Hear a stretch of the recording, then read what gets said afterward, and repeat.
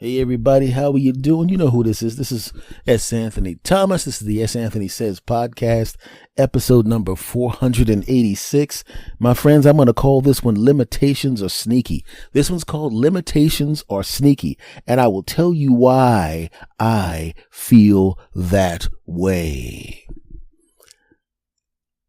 I'm a middle-aged guy now, and I'm in pretty good health, pretty good shape. I'm going to the gym and all of that kind of stuff.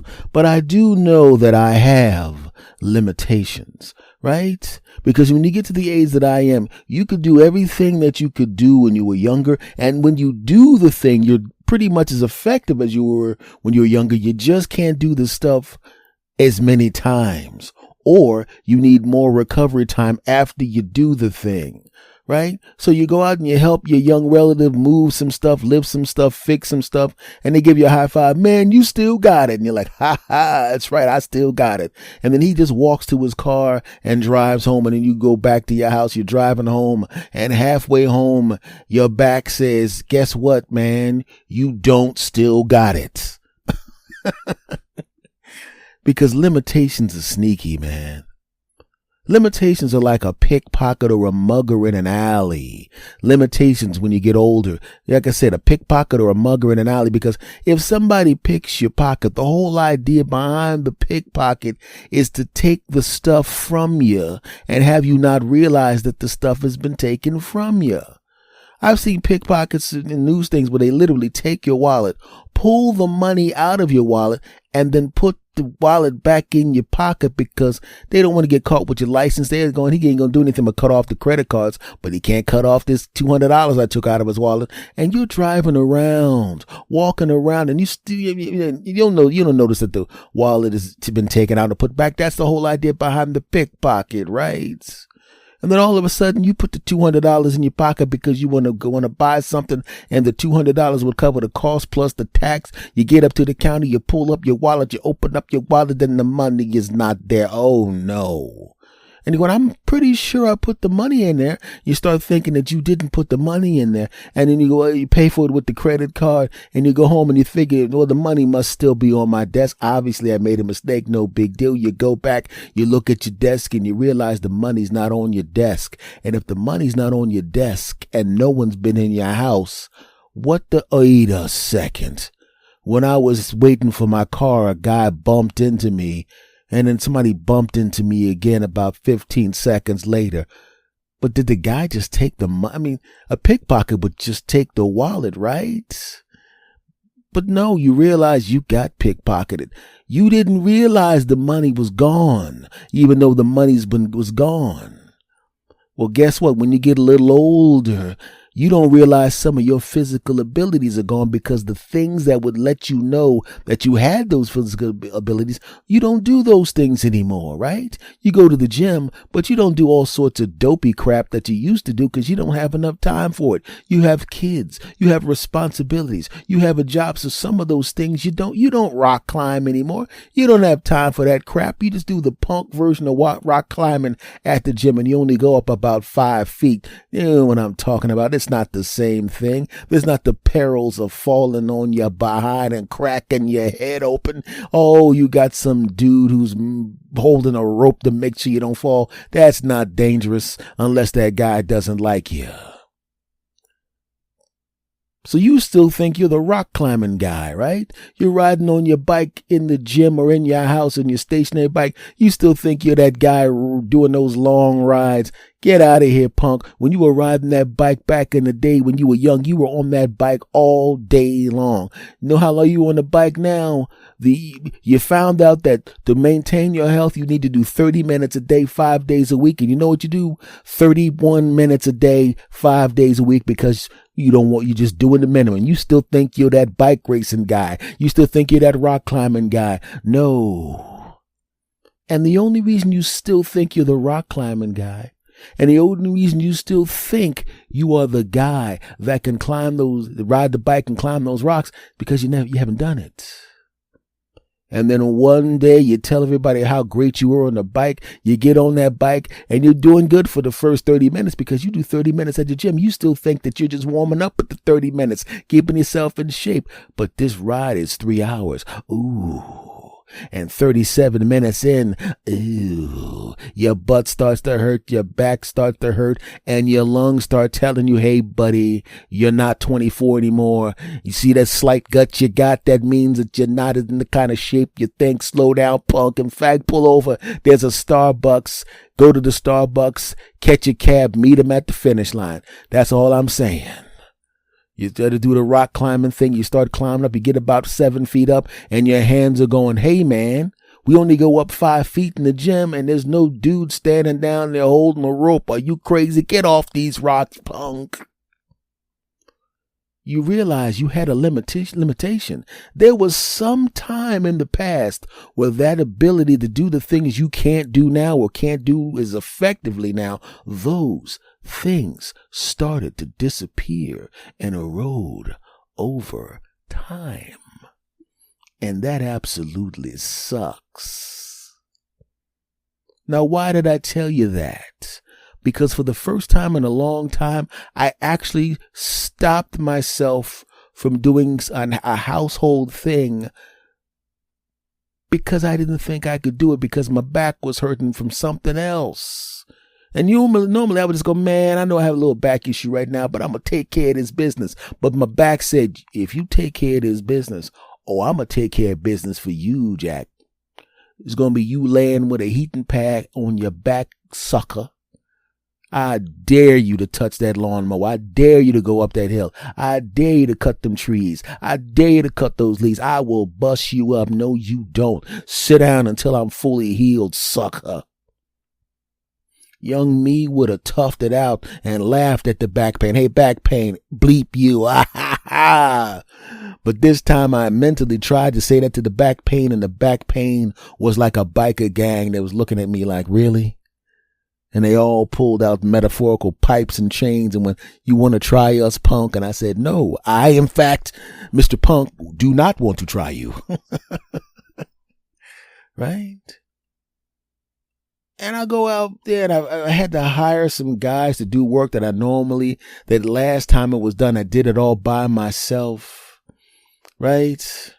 And you know how sometimes when there's a guy that knows how to be a mechanic, and I don't, by the way, and you sit there talking to the mechanic, right? And every once in a while he said, could you hold this? And you feel like you actually doing something. You know, you actually talk to somebody else. Yeah, I'm right now. We working on the car right now. No, there's no we working on the car. That guy's working on the car. You're holding the wrench for him because he doesn't feel like bending down to get it. But if you weren't there, you know what he would do? Bend down to get it.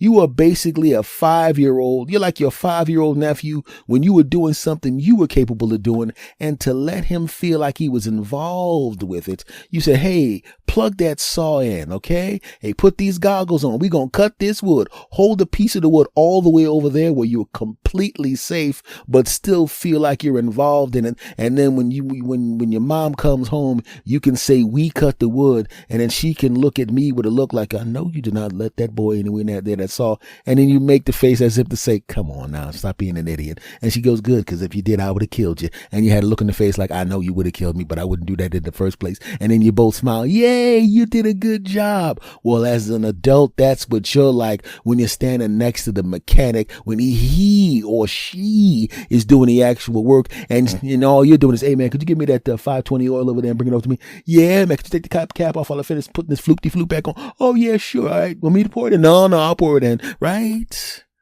We worked on the car. No, you brought over some oil and held the wrench. Shut up, punk. Well, it was the equivalent of that as the guys worked on the lawn. Normally, if somebody's doing some work in the house, like if a guy is a plumber, had a guy over here working on the washer and dryer, I didn't sit there, stand there talking to him. I went back to what I was doing. And then when he was finished, he came, Mr. Thomas, I paid him, shook his hand, and then he left. But for some reason, because I used to do the lawn at this particular time, and for some reason I felt guilty, even though my back was hurting and I couldn't do it, for some reason I had the need to keep coming in and checking on the guys. They didn't need me checking on them. They knew what the heck they were doing. But because I knew at this particular time, I knew I wasn't capable of doing it. And they were looking at me. And if you're looking at me, you're going, well, this guy's strong enough to do this stuff. What the heck? And I had to explain to them about my back. And then they went, oh, okay. And the way they went, oh, okay, was almost as if they were like, oh, okay. Because you look like you were strong enough to do this yourself. And we were starting to think that you were a soft punk. But now that we realize that you're injured, we were laughing at you and thinking you were a big wuss. But now that we know you're injured, we now can respect you as a man and not think you were a huge punk. Right? So they're doing the cutting and clipping and lifting and bagging and moving and grooving. And I'm sitting there engaging them in conversation. Right? And then I started running out of conversation, which I normally don't do. I do words for a living. I could talk indefinitely, right? But even then I started to feel guilty because I'm sitting there going, I got to get away because the more I stand here, the more like an actual punk I feel. I go back in the house and I can hear them out back sawing something, lifting something, bagging something. I'm like, oh, I want to help them. Actually, I don't want to help them, but I want to help them. So I go back around and I go, hey guys, how's it going? Hey, Mr. Thomas, here we got this tree thing and the thing with the stuff and the thing, right? We use a double quadruple to cut the quadruple and jump a quintuple. Yeah. But you see, your thing had the thing here that we had to do with a quadruple quintuple. Oh, that's incredible. All right. Yeah. That's right. Hey, let me get you guys some bags, right? They had bags, but I had to involve myself in some way. Just like I said, when you're with the mechanic and you're holding a wrench and we fix the car. Hey, let me get this oil from you and save you 6 steps. Right? Somehow, I guess subconsciously, I wanted to feel like I helped them out, even though I wasn't really helping them. They got bags. They don't need my punk bags. Those limitations sneak up on you. Then when one of the guys was taking a bit of a smoke break and having himself a little Gatorade action, we fell into conversation, right?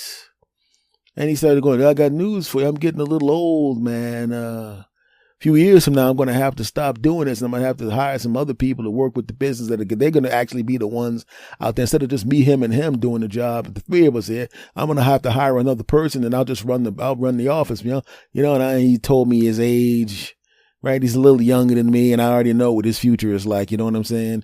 And we're talking and all of that kind of crap. And he said, even though I do this yard work and stuff like that, I tell you right now, I don't even mow my house anymore. I used to shovel the snow in front of my house. Well, he did not mow his house, but shovel his house.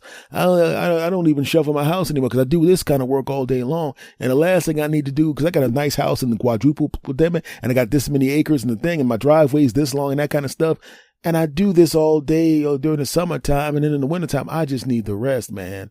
I just need the rest because during the wintertime, we have a snow shoveling business. And sometimes we actually get out there and shovel the snow because the place is in front of somebody's house or the back of somebody's house. You can't use the snow plow, so you got to shovel. And I started realizing it's very, very difficult sometimes for me to get the shoveling. Sometimes my back starts hurting. Sometimes it doesn't, and sometimes it does. And I'm sitting there listening to him talk. And I realize, remember when I said how that pickpocket comes up behind you? Sometimes they take the wallet out of your pocket, and if they think they can get away with it, they take the money out and they literally put the wallet back in your pocket.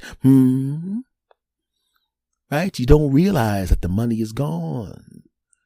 There's going to come a time when there's some things you can't do anymore or can't do as well. Have you ever seen your favorite rock star, right? And you used to them doing backflips on stage, or there was a signature move that they would do. It was a really incredibly impressive move that was explosive and fantastic and incredible. Some split or some backflip or something they would do where they do a spin or a jump or that kind of crap. And every time you saw that song, every time you hear that song, you think of them doing that breakdance move, right? And they've been out of the business for a while. Not out of the business. Maybe they're still writing songs, or some of their old songs showed up in movies. And they decide, you know what? I still got it. I'm going to go back out on tour. And they come back out on, the crowd goes nuts. Hey, they look good at their age. They look pretty good. I would think he's 15 years younger because he's got the money. He's got the health. He's doing good, right? but he's also been in rehearsals. And just like an old guy that goes back to the gym for the first time after 10 years thinking he's still going to do the same old routine he did back then, you know, in the rehearsals, this guy probably doing one of his signature hits tried to do that split or that backflip, and they did it the first time. I still got it. And then they did it the second time. Still got it. I slipped a little bit, but that's okay. And they did it the third time, and rehearsals had to be postponed for 6 weeks because of the groin, calf, and quadricep pull and the pec pull when he did the move wrong. And this is only the third time he did it, and this was in rehearsals, and nobody was there, and he didn't do it in full force, and they were going to have to do 135 shows. Does he think he could do this move 135 times when he couldn't even do it 3 times? And guess again. So all of a sudden, this guy was supposed to be doing this move, and all of a sudden now, at the award show when they're giving him a tribute, he's singing a song while playing the piano. Well, if he's at the piano, he can't do that explosive move. We see what you're doing. But there's nothing wrong with it. But he now knows he has a limitation. He can't go on the piano, get on top of the piano, set it on fire, jump over the horn section of his band, and then roll around on the ground, do a breakdance move, and then slide up to the microphone and then hit that high note. He can still hit the high note. But he can't set the piano on fire and jump over the horn section anymore. He's got a limitation. We all have limitations. Sometimes it's age. Like in my case, I had a bad back because of an injury. And I was so embarrassed by the fact that I couldn't help the lawn guys, or even better, do it my damn self. And now I'm thinking next winter, I can still shovel the snow. But what the heck? Why would I want to? Right?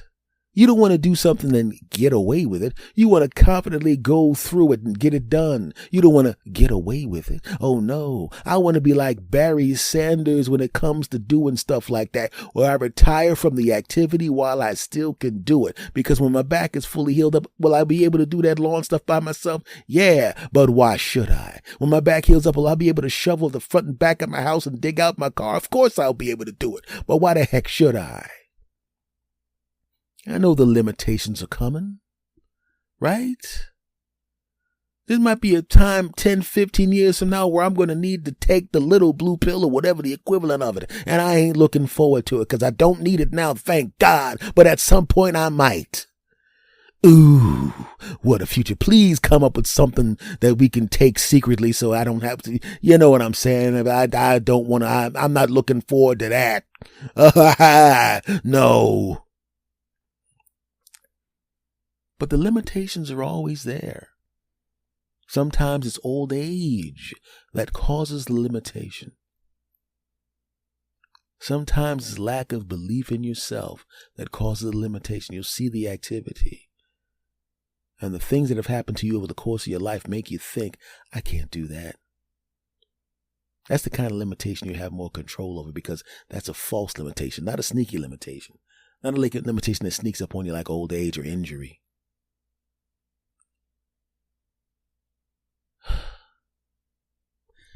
There's going to come a time, if you're a young person, where you realize that you did just some stuff that you can't do anymore.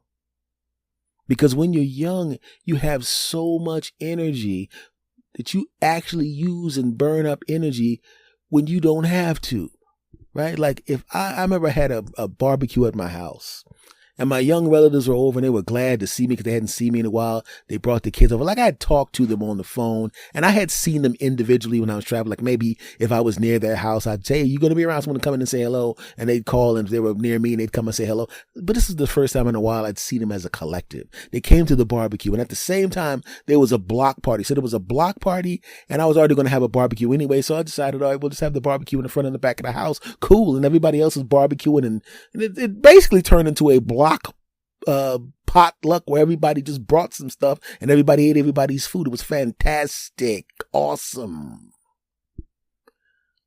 But what I noticed was, like I said, young people burn up energy because they have so much energy that it overwhelmingly surpasses the amount of energy they need to do everyday activities. Like if I go up the steps, I jog up the steps. When a young person goes up the steps, they got to go up the steps 5 at a time. There's 20 steps. I go up in 10 steps. There's 20 steps. My younger relatives will go up in 3, boom, boom, boom, to go up the steps or jump halfway down. Why? I remember one time I was sitting there with some young people at a friend's house. My buddy's sons were there. Hey, Uncle S. They called me Uncle S because their father's kind of like we've known each other for such a long time. We're kind of like brothers. And so the kids call me Uncle S. Okay, there we go. So I'm hanging out with the kids. I give them the bro hug. Hey, what's going on? They hug his daughter, kiss her on the forehead. Hey, what's going on? Hey, blah, blah, blah, blah, blah. Hug his wife. Kiss his wife on the cheek. She kisses me on the cheek. I bro hug my boy. We're hanging out. His kids are like, this, that, Uncle S, this, that, he, all this kind of crap, right? So we're watching the game, talking some crap, and the boys, it was really weird when you see kids as kids, and now they're becoming young men. They're like 17, 18, 19 years old. You know, one's coming back from college. This one's doing that. They're becoming young men, right? And you're used to them being little. We're sitting on the couch, and my friend has already told me many times, I still go, you got any more sodas? Man, you know what a daggone sodas, man. You know that, man. Just get up and get it. Well, you've been asking me to dump. He's giving me a hard time because I still ask because, you know, I'm polite, even though I have permission to just walk in and grab one, but I'm not going to do it. And he knows it. So I'm going, let me get another soda. No, Uncle S, I got it for you. Now I was just going to walk around the couch, walk across the dining room, grab a soda, and come back. No big deal, right?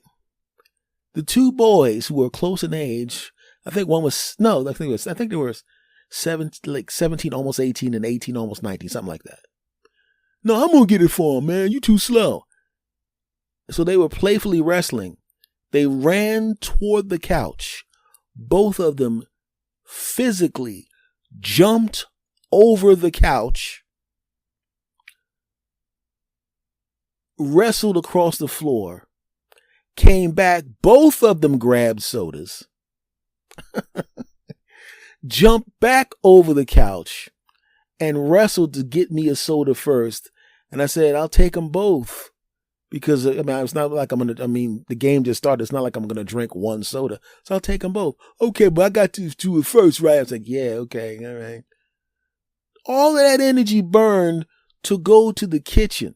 Do you think me and my buddy would have done it? Hey, middle-aged guy. Hey, other middle-aged guy. Hey, let's race to see who can get the soda instead of just walking leisurely to get it because it's really not that big of a deal. No. Let's attempt to jump over this couch, even though neither one of us, actually, we probably could jump over the couch, but it's a good opportunity that sometime tomorrow, one or both of us would get a calf strain because we're dumb.